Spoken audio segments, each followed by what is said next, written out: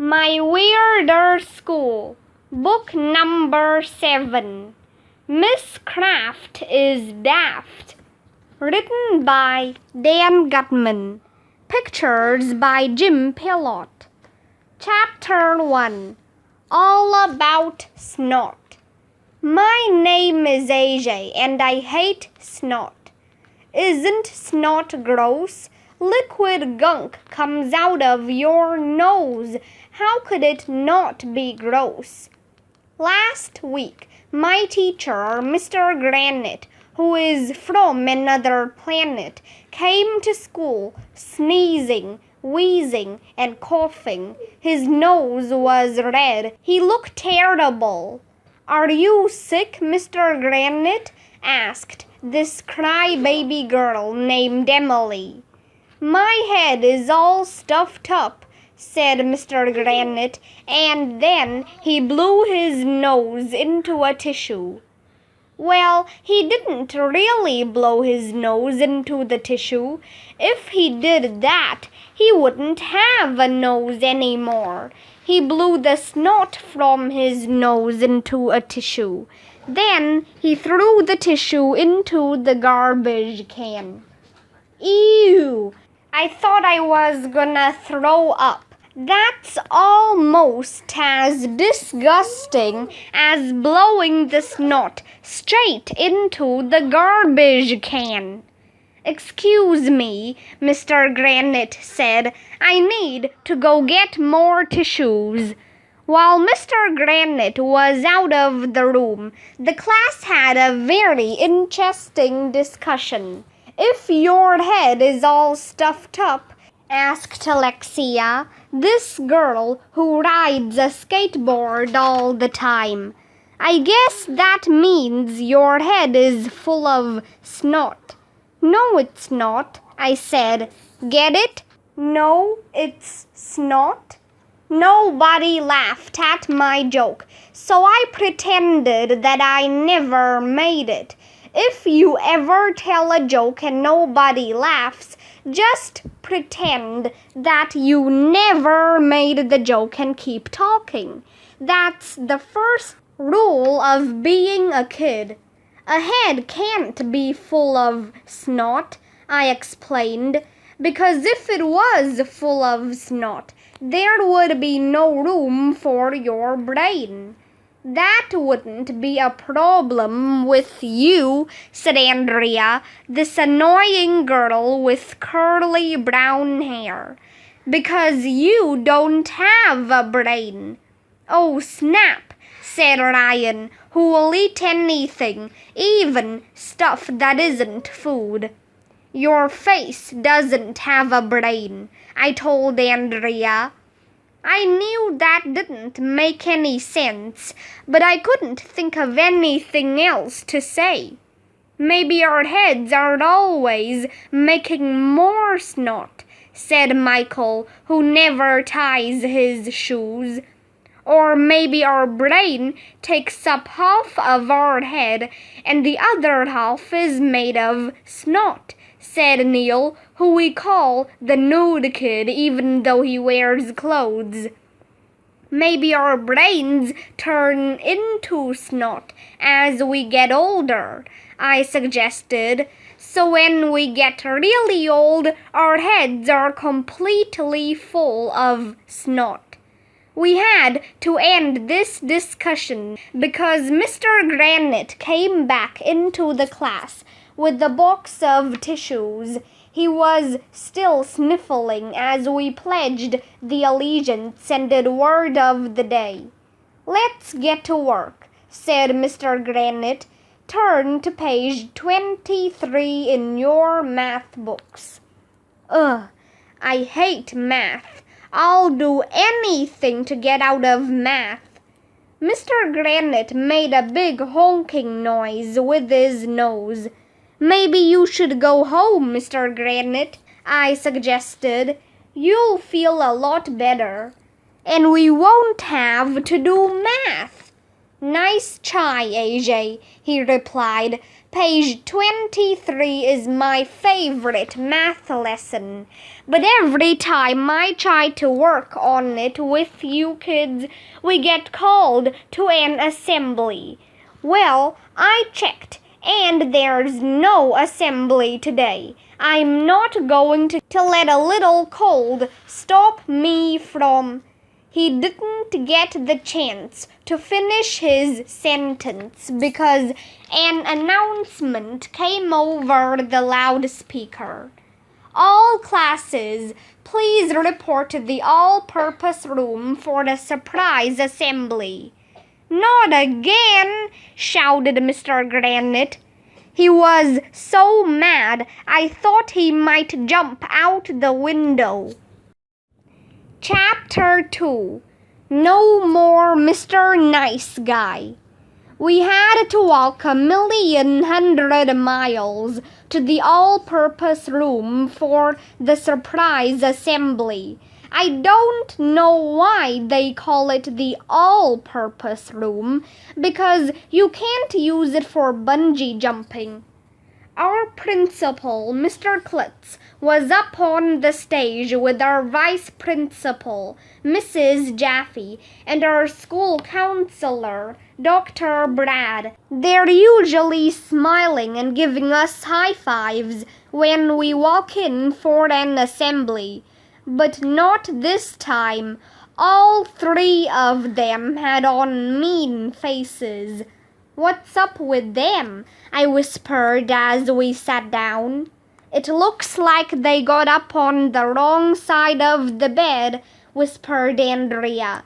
What difference does it make which side of the bed you get up on? I asked. It's just an expression, Arlo, said Andrea, rolling her eyes. She calls me by my real name because she knows I don't like it. Maybe somebody died, whispered Ryan. Mr. Klutz, Mrs. Jaffe, and Dr. Brad were all wearing T-shirts that said Boggs on them. What do you think Boggs stands for? Whispered Neil the nude kid. Big ostriches go slow, guessed Ryan. Boring old geezer society, guessed Michael. Body odor gets stinky, guessed Alexia. Be on guard. I didn't get the chance to finish my sentence because Mr. Klutz held up his hand and made the shut up peace sign. Mrs. Jaffe tapped on the microphone. Everybody stopped talking. It was so quiet in the all-purpose room, you could hear a pin drop. That is, if anybody brought pins to school and started dropping them.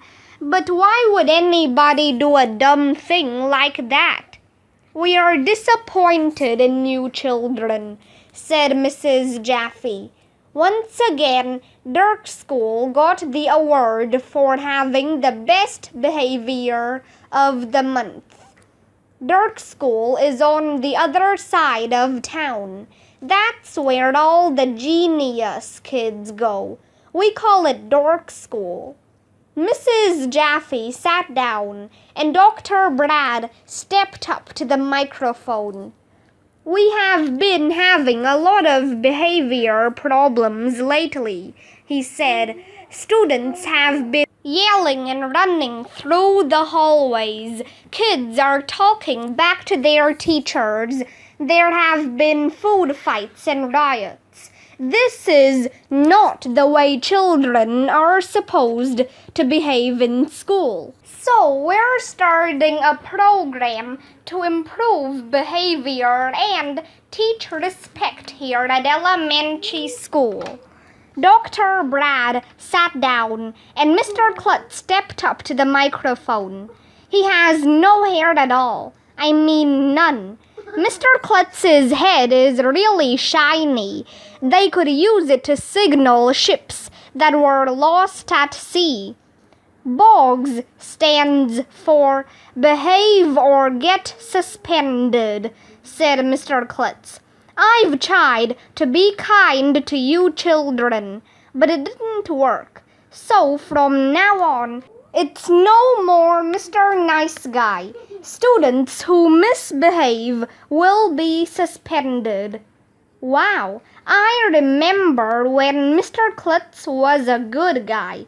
One time, I got sent to his office for bad behavior and he gave me a candy bar. That was cool. Now he's all mean. I expect exemplary behavior at elementary school, he continued, and that is all I have to say. I will be checking in on your classrooms regularly to see how you're making out. Ew, disgusting, I shouted. Mr. Klutz said, making out. Quiet, roared Mr. Klutz. Enough of that foolishness. Chapter 3. Mr. Granit is dying. We had to walk 1,100,000 miles back to class in single file. Everybody was being really quiet. Nobody wanted to get in trouble with Mr. Klutz. I looked around for Mr. Granit, but I couldn't find him. When we passed the front office, our school nurse, Mrs. Cooney, pulled me out of the line. She is beautiful and has eyes that look like cotton candy. One time, she wanted me to marry her, but I couldn't because she was already married to some guy named Mr. Cooney. AJ, she whispered, please tell your class that Mr. Granit went home for the rest of the day.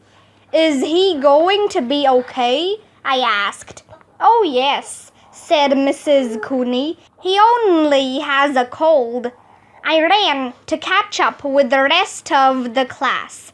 They were just going into our room, and everybody was still on their best behavior. Even the guys folded their hands on their desks and kept their feet on the floor. It was weird. Where's Mr. Granit? Neil the nude kid whispered to me. Mr. Granit has a cold, I whispered. So he went home for the rest of the day. Spread the word. Neil turned around and whispered to Emily. Mr. Granit is old, so he went home for the rest of the day. Emily opened her eyes really wide. Then she turned around and whispered to Ryan. Mr. Granit is old, so he went to a rest home, she said. Ryan leaned over to whisper to Michael. Old Mr. Granit was put in a home for the rest of his life. Michael turned around and whispered to Andrea. Mr. Granit was put in an old-age home to rest until he's dead. Mr. Granit is dying, shouted Andrea. Suddenly, everyone started yelling, screaming, crying, and freaking out. But Mr. Granit is so young, wailed Michael. He was such a good man, groaned Neil the nude kid. I need to speak with the grief counselor, screamed Emily. Why? Everybody was moaning. Kids were weeping, holding their heads and wiping their eyes. The girls were talking about what they were going to wear to Mr. Granit's funeral. That's when Mr. Klutz came running into the classroom like his hair was on fire. What's the matter? He shouted. Is someone hurt? Mr. Granit is dying, yelled Andrea. No, he's not, said Mr. Klutz. He has a cold, so he went home for the rest of the day. Who told you that he's dying?" Ryan looked at me. Alexia looked at me. Michael looked at me. Emily looked at me. Everybody was looking at me. "AJ told us that Mr. Granit is dying," Andrea said, pointing at me. "I did not. You did too. Did not. Did too." We went on like that for a while, until Mr. Klutz clapped his hands together. Clap, clap, clap, clap, clap. 5 claps means shut up. Nobody knows why. "Remember what I said about your behavior," said Mr. Klutz as he left the room. "If you kids can't behave, some of you are going to be suspended. I'm not fooling around."